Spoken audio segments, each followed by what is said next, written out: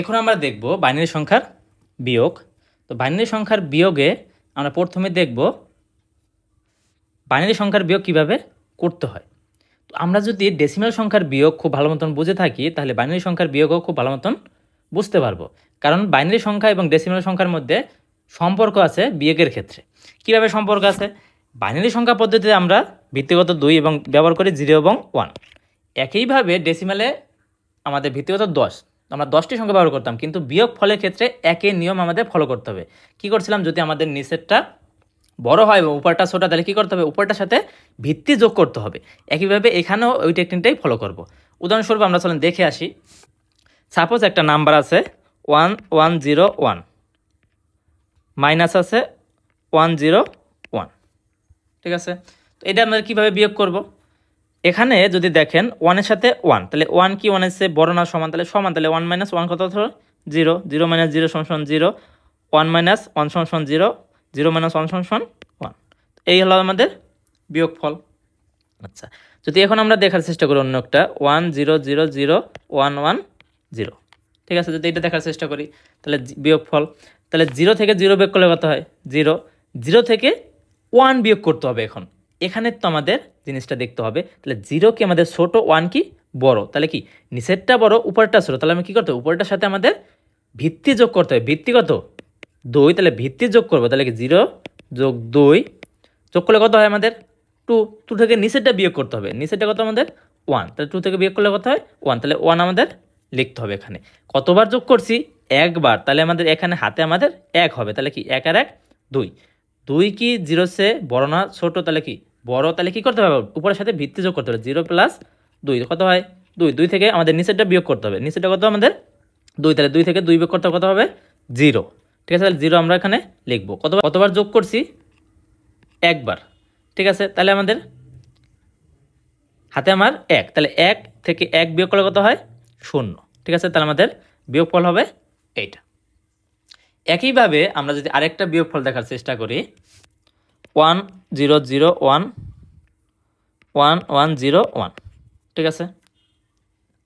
যদি এটা দেখার চেষ্টা করি তাহলে আমাদের কীভাবে হবে? আচ্ছা, এখানে আরেকটা দিই, এখানে একটা 1 দিয়ে দিই। আচ্ছা, যদি আমরা দেখি 1 - 1 = 0, 0 - 0 = 1। এখানে যদি দেখি 0 থেকে 1 বিয়োগ করতে হবে, ঠিক আছে? তাহলে আমাদের কী করতে হবে? উপরটার সাথে ভিত্তি যোগ করতে হবে। তাহলে 0-র সাথে 2 যোগ করলে কত? 2। এর সাথে বিয়োগ করতে হবে নিচেরটা 1। তাহলে 1 করলে 1, তাহলে 1 আমরা এখানে লিখবো। কতবার বিয়োগ যোগ করছি? একবার। তাহলে নিচেরটার সাথে কী করতে হবে? 1 যোগ করতে হবে। তাহলে 1-এর সাথে 1 যোগ করলে হয় 2। তাহলে 2 কি 1-এর চেয়ে ছোটো না বড়? বড়। তাহলে কী করতে হবে? উপরটার সাথে আমাদের ভিত্তি যোগ করতে হবে। উপর আছে কত? 1। তাহলে 1-এর সাথে ভিত্তি যোগ করতে হবে 2। তাহলে 1-এর সাথে 2 যোগ করলে কত? 3। 3 থেকে আমাদের নিচেরটা বিয়োগ করতে হবে। নিচে কত ছিল? 1 এর সাথে এই 1, তাহলে কত হবে? 2। 3 থেকে 2 বিয়োগ করলে কত হয়? 1। তাহলে কত হবে? 1। কতবার আমরা যোগ করছি? একবার। তাহলে হাতে আমার 1। 1 থেকে 1 বিয়োগ করলে কত হয়? 0, ঠিক আছে? তো এই আমাদের বিয়োগফল।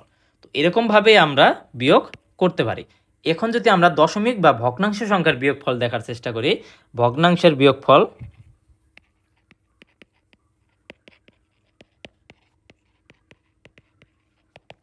ভগ্নাংশের বিয়োগ কেমন হবে? একইভাবে আমরা ভগ্নাংশের বিয়োগও করতে পারবো যদি আমরা উপরটা বুঝে থাকি। যেমন 1 0 1 0 1.101, এখানে যদি 101.100, ঠিক আছে? যদি আমরা দেখার চেষ্টা করি বিয়োগ, 1 থেকে 0 বিয়োগ করলে কত হয়? 1। 0 থেকে 0 বিয়োগ করলে 0। 1 থেকে 1 বিয়োগ করলে 0। এই পয়েন্ট 1 থেকে 1 বিয়োগ করলে 0। 0 থেকে 0 বিয়োগ করলে 0। 1 থেকে 1 বিয়োগ করলে 0। 0 থেকে 0 বিয়োগ করলে, আচ্ছা এখানে কি 0 থেকে 0, তাহলে 0। 0 থেকে 1 বিয়োগ করলে 1। এই হবে আবার বিয়োগফল। আরেকটা দেখার চেষ্টা করি 101.101 100.111। আচ্ছা, এটা দেখার চেষ্টা করি তাহলে কীভাবে হবে? 1 থেকে 1 বিয়োগ করলে কত হয়? 0। 0 থেকে 1 বিয়োগ করলে 0-র সাথে 2 যোগ করতে হবে = 2। এর থেকে 1 বিয়োগ করতে হবে, তাহলে কত হবে? 1। তাহলে 1 হাতে মানে কত? 1। 1 আর 1 2। 2 থেকে উপরটার সাথে কত যোগ করতে হবে? 2 যোগ করতে হবে, কারণ কি উপরটা সে নিচেরটা বড়। তাহলে 1-এর সাথে যদি 2 যোগ করি কত হয়? 3। 3 থেকে 2 বিয়োগ করতে হবে, তাহলে কত হবে আমাদের 1, তাহলে 1 আমাদের লিখবো, দশমিকের জায়গায় দশমিক দেবো, হাতে আমার 1, কারণ একবার আমরা যোগ করছি।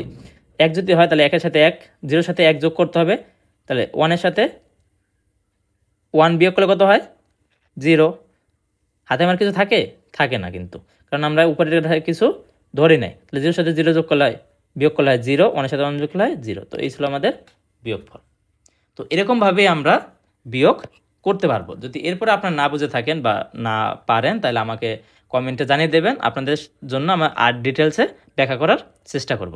ধন্যবাদ সকলকে। আমাদের যদি ভিডিওটি ভালো লাগে তাহলে আমাদের চ্যানেলটি সাবস্ক্রাইব করবে, আমাদের সাথেই থাকবেন। ধন্যবাদ।